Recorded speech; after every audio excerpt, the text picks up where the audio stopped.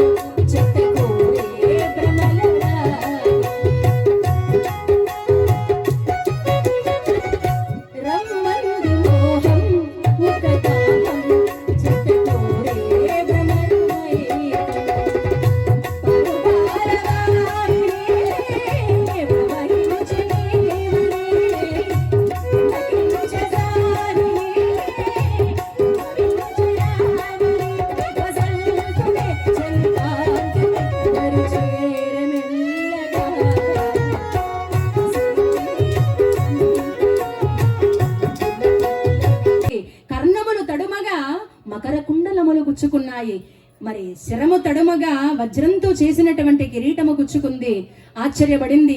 కళ్ళకు ఉన్న గంతలు తీసింది. శ్రీనివాసుని చూసింది. ఆహా, ఆ స్వామిని చూస్తూ అలా ఉండిపోయింది. చిలకత్తలంతా పరిగెత్తుకొని వచ్చేశారు. ఎవరయ్యా నువ్వు? ఆడవాడు నివసించేటువంటి ఉద్యానవనంలోకి ప్రవేశించావు, ఎవరు నువ్వు అంటే ఆయన అన్నాడు, నేను ఎవరనేది పక్కన ఉండి గాని మరి అమ్మాయి ఎవరు, ఈమె పేరేమిటి, ఈవిడ మా తల్లిదండ్రులు ఎవరు అన్నాడు. వాళ్ళన్నారు, ఓహో నీకు చెప్పేస్తారు, ఎవరో ముక్కు ముఖం తెలియని వాడు వచ్చి అడిగేస్తే మాత్రం చెప్పేస్తావా, వెళ్ళెళ్ళు చాలు అన్నారు. మీరు చెప్తే గాని నేను వెళ్ళను అన్నాడు ఆయన. మరి ఇంత గొడవ ఎందుకు లేని, ఈ అమ్మాయి ఆకాశరాజు కూతురు పద్మావతి, భరణీ నక్షత్రం, మరి ఇప్పటికైనా వెళతావా లేదా అన్నారు. మరి మెల్లగా పద్మావతి దగ్గరికి వెళ్ళి, పద్మావతి మంచి పేరు, చాలా బాగుంది, మరి నా పేరేమిటో తెలుసా, శ్రీనివాసుడు అన్నాడు. అందుకు చెలికత్తలు అన్నారు, మీదగా పద్మాదేవికి చెయ్యి పట్టుకుని పాపం ఆనందపడుతున్నాడట. వీళ్ళకు ఒళ్ళు మండి పక్కనే ఉన్నటువంటి రాళ్ళు ఇసుక అంతా తీసి స్వామి వారి పైన విసిరారు. ఇక అక్కడి నుంచి తప్పించుకొని నేరుగా వరహాగిరి చేరాడు శ్రీనివాసుడు. వరహాగిరి చేరాడు గాని నిద్ర ఆహారాలు మానేశాడు, అన్నపానీయాలు వదిలేశాడు. కళ్ళు మూసినా కళ్ళు తెరిచినా పద్మావతినే కలవరిస్తున్నాడు. ఏం చేయాలో అర్థం కాలేదు. వెంటనే ఇది గమనించింది వకులమాత. వకులమాత వచ్చి, ఏం నాయనా శ్రీనివాస, పాలు తాగట్లేదు, పండ్లు తినట్లేదు, ఏమైందయ్యా నీకు, నేనున్నానగా, చెప్పు నీ బాధ ఏమిటో, సత్య ఏమైనా స్వప్నమందు వచ్చిందా, ఈయన పాప ఈవిడంతా పూర్వజన్మ వాసనలో ఉంది, సత్యభామ ఏమైనా కల్లో వచ్చిందా, అష్టభార్యలు ఎవరైనా కష్టపెట్టారా, 16,000 గోపికల్లో ఎవరైనా గుర్తుకొచ్చారా తండ్రి, చెప్పవయ్యా అంటే, అబ్బా వాళ్ళంతా పాతోళ్ళు కానీ వాళ్ళేమీ లేదమ్మా, నేను నారాయణ వనంలో ఆకాశరాజు కూతురు పద్మావతిని చూశాను. ఆమెను చూసినప్పటి నుంచి నా మనసులో లేదమ్మా, నువ్వు వెళ్ళి పెళ్లి పెత్తానం మాట్లాడి మాకిద్దరికి పెళ్లి చేయి అంటే వకులమాత అనింది. సరిపోయింది నాయన, ఆశకు కూడా అద్దులు ఉండాలట, కయ్యానికైనా బియ్యానికైనా సరిజోడు ఉండాలి. మనమా ఆశ్రమ వాసులం, వాళ్ళ అంతఃపుర వాసులు, మనమా పళ్ళు పలహారాలు తింటాం, వాళ్ళ పంచభక్ష పరమాన్నాలు తింటారు, మనమా కాషాయ బట్టలు కట్టుకున్నాం, వాళ్ళ మహోన్నతమైనటువంటి నగాభరణాలు ధరిస్తారు, వాళ్ళెక్కడ మనం ఎక్కడరా, మనకు అవసరమా చెప్పు, వద్దు అమ్మా, పద్మావతి లేకపోతే నేను బతకలేనమ్మా అన్నాడు. ఈ వ్యవధించి వచ్చింది అంటే శ్రీనివాసునికే వచ్చింది కలియుగంలో. ఇప్పుడు కూడా అంతే, పిల్లల తల్లిదండ్రుల దగ్గరకు వచ్చేది ఆమె లేకపోతే నేను బతకను అంటారు. ఇంకేం చేస్తారు, పోరా నాయన అని చెప్పి గురితాడు బిగించేస్తారు. ఆ తర్వాత తెలుస్తుంది వాళ్ళ గోలంతా. కాబట్టి ఇంకేం చేస్తాం, వకులమాత సరే నాయన నీ మాట కాదనను, మరి నా మాట వింటారా వాళ్ళు, ఏముందిలేమా నువ్వు వెళ్ళి చెప్పు, మా శ్రీనివాసుడు ఒకప్పుడు బాగుండేవాడు, ఇప్పుడు లక్ష్మీదేవి వెళ్ళిపోయి బాధపడుతున్నాడు, ఒకప్పుడికి తప్పకుండా బాగుపడతాడు, మీ అమ్మాయిని పెళ్లి చేయమని చెప్పమ్మా. సరేనైనా నీ మాట కాదనకుండా వెళతాను, ఏం జరుగుతుందో ఏమో అని ఆవిడ మూట ముడి సర్దుకొని సత్తిమూట కట్టుకొని పాపం పోవాలి కదా ముసలావిడ, పాపం లక్షణంగా బయలుదేరి 7 అహోరాత్రులు బయలుదేరింది, మోకాళ్ళ పర్వతం దగ్గరికి చేరుకునింది. 7 అహోరాత్రులు అంటే పగలు రాత్రి మొత్తం ప్రయాణం చేసి. అది చూశాడు శ్రీనివాసుడు, ఓ అమ్మ ఈ ముసలావిడ పోయేసరికి ఎంతకాలం అవుతుందో, నా పెళ్లి ఎప్పుడు జరుగుతుందో, ఈ ముసలావిడ నమ్ముకుంటే నా కథ అయినట్టే, ఇంక నేనే దిగుదాం రంగంలోకి అని శ్రీనివాసుడు వెంటనే చక్కగా సోదె రూపాన్ని ధరించాడండి. ప్రేమించిన పాపానికి తిప్పలు తప్పవు దేవుడికైనా. కాబట్టి ఇప్పుడు కూడా అంతే, ప్రేమించామా, ఎన్ని సెల్ ఫోన్లు, ఎన్ని చాటింగ్లు, ఎన్ని ఇన్స్టాగ్రామ్లు, ఫేస్బుక్లు, ఎన్నెన్నో చేసి ఎన్నెన్నో రాయబారాలు అన్నీ చేస్తే పెళ్లి అవుతుంది. పెళ్లి చేసినా పెళ్లి 3-4 మధ్యాహ్నకే. పెళ్ళైన నెలంతా హనీమూన్ల చుట్టూ తిరుగుతారు. 2వ నెల వచ్చిందా కోర్టు చుట్టూ తిరుగుతారు. 3వ నెల వచ్చిందా ఆలంగూరు, మొగుడు తంజావూరు. అలాంటి పరిస్థితి ఇప్పుడు. కానీ శ్రీనివాసుడు స్వయంగా చక్కగా ఎరుకల సాని వేషం వేసుకున్నాడండి. ఇలా వేసుకున్నాడు, గళ్ళ కోక కట్టుకొని, గళ్ళ రవిక తొడగుకొని, ముఖము అంతా పసుపు రాసి, ముక్కనడ్డ బాస పెట్టి, బ్రహ్మదేవుని బిడ్డగా చేసి, గుట్ట ఒకటి సేద బట్టి, కర్ర ఒకటి సేద బట్టి, ముగ్గులోను వస్తూ ఉంటే సోదోయమ్మ సోది, సోదోయమ్మ సోది, సోదోయమ్మ సోది, సోదోయమ్మ సోది, సోదోయమ్మ సోది, సోదోయమ్మ సోది, సోదోయమ్మ సోది, సోదోయమ్మ సోది అని సోదగత్తె రూపం ధరించిందండి. గళ్ళకోక గళ్ళ రవిక, పట్టు చీర పట్టు రవిక వేసుకునింది. ఎవరు? శ్రీనివాసుడు. చక్కగా పక్కన జుట్టు గొప్పు కట్టాడు, పక్కకి ఓరగా కొప్పు కట్టి, చక్కగా సూర్యుడంత బొట్టు పెట్టి, ముఖమంతా పసుపు రాసి, సాక్షాత్ బ్రహ్మదేవుని బిడ్డగా చేసి సంకలో పెట్టుకొని, బుట్ట ఒకటి చేతబట్టి, కర్ర ఒకటి పట్టుకొని నేరుగా వచ్చింది ఎక్కడికి? ఆకాశరాజు కోటకి, నారాయణ వనమును. అక్కడికి వచ్చి సోది చెబుతానమ్మ సోది, సోది చెబుతానమ్మ సోది, ఉన్నది ఉన్నట్టు చెబుతాను, లేనిది లేనట్టు చెబుతాను, జరగబోయేది చెబుతాను, జరిగేది చెబుతాను, నమ్మవే తల్లి నా మాట నమ్ము అని ఆ కోటల్లో పాపం సోది రూపంలో తిరుగుతూ ఉంది. సోది చెబుతాను, సోది చెబుతాను అని. నేను కూడా చెబుతానండి, కథ అయిపోయినాక రండి ఎవరైనా. కాబట్టి చక్కగా వెళుతూ ఉంది సోది చెప్పుకుంటూ. అది వినిందే ఎవరు? ఆకాశరాజు భార్య ధరణీదేవి. ఏవోయ్ సోదమ్మి ఇలా రా. ఏమిటి సోది చెబుతావా నువ్వు? మరి నువ్వు చెప్పే సోదంతా జరుగుతుందా అన్నది. ఎందుకైనా ఎంత బాగా చెప్పినా కూడా ఎవరికైనా అనుమానమే ఫస్ట్. కాబట్టి ఆవిడనింది, నా బుట్ట తోడుగా చెబుతుండా, నా బిడ్డ తోడుగా చెబుతుండా, నా మాట జరిగి తీరుతుంది.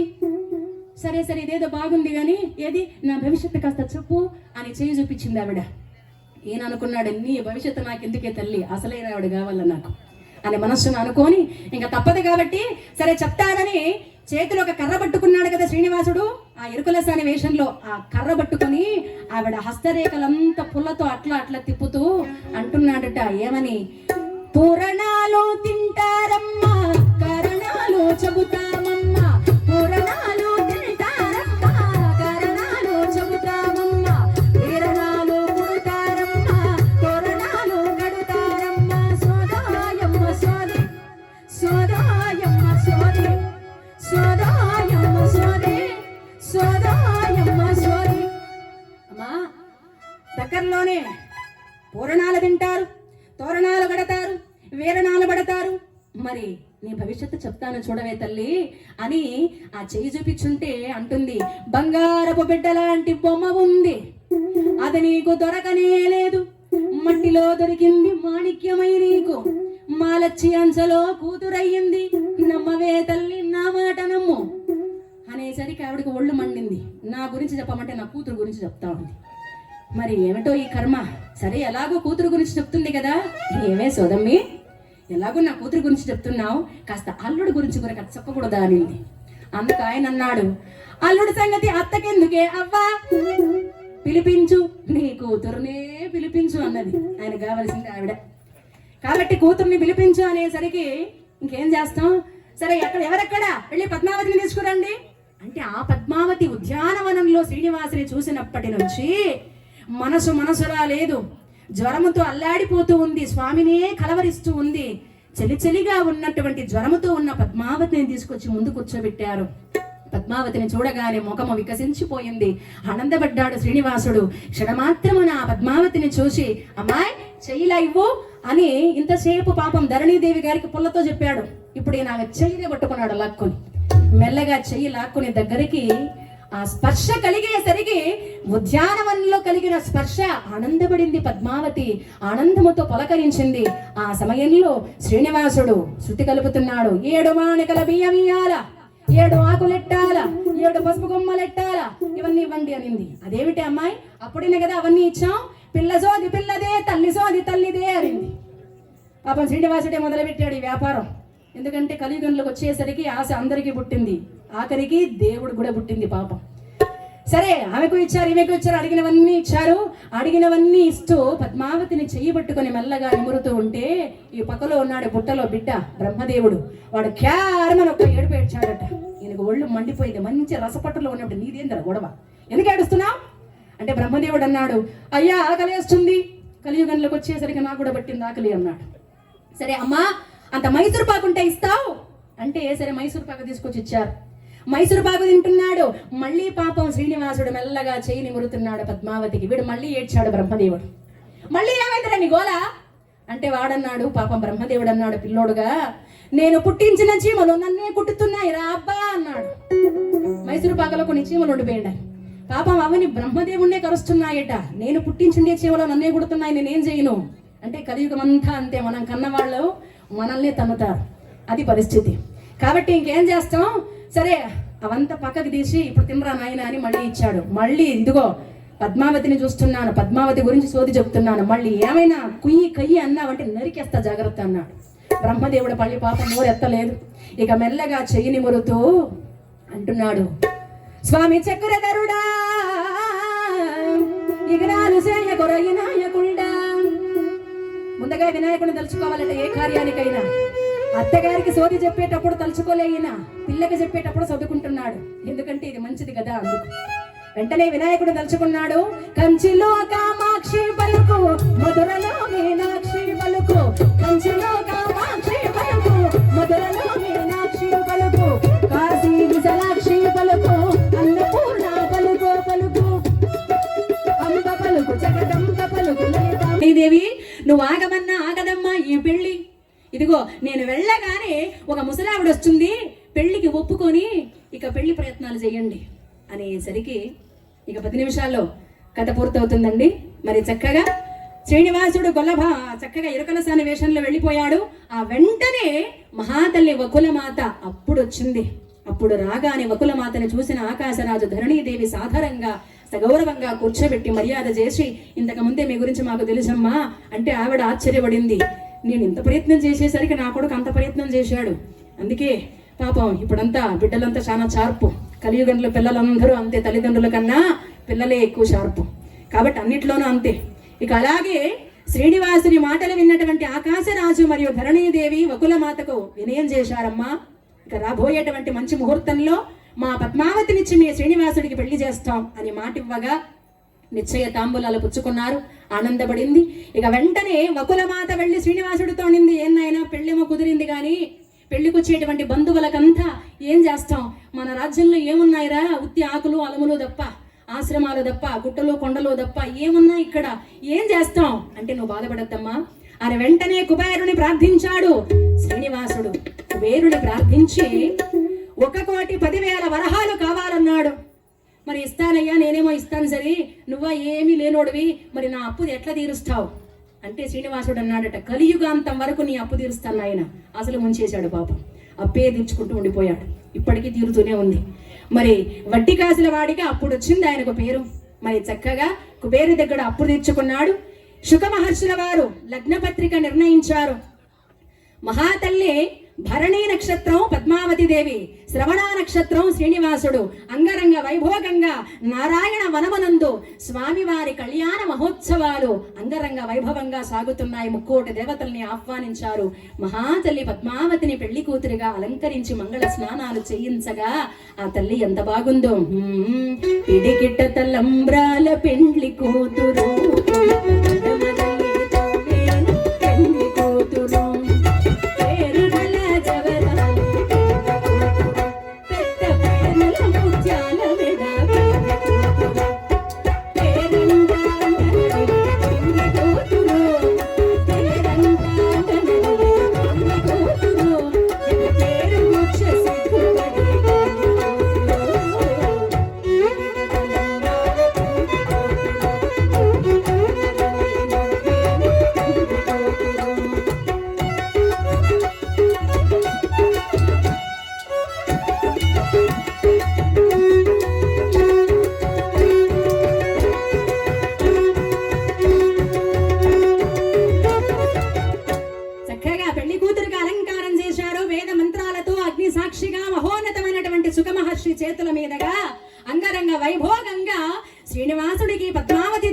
కళ్యాణ వేడుకలు జరుగుతున్నాయండి. ఈ విధంగా కళ్యాణము చూతమురారండి శ్రీ శ్రీనివాసుడికి పద్మావతి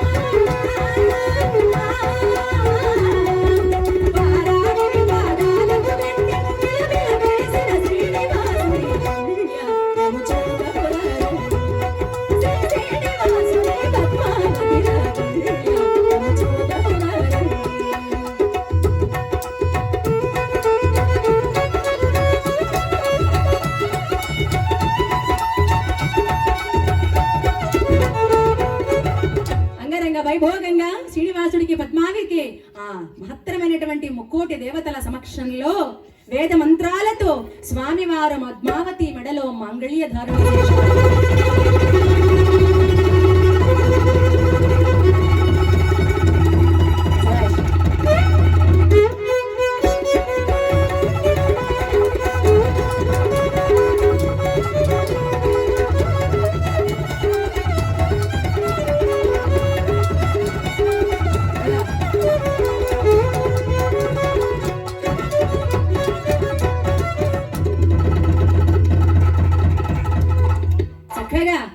శ్రీనివాసుడికి పద్మావతికి కళ్యాణం జరిగింది.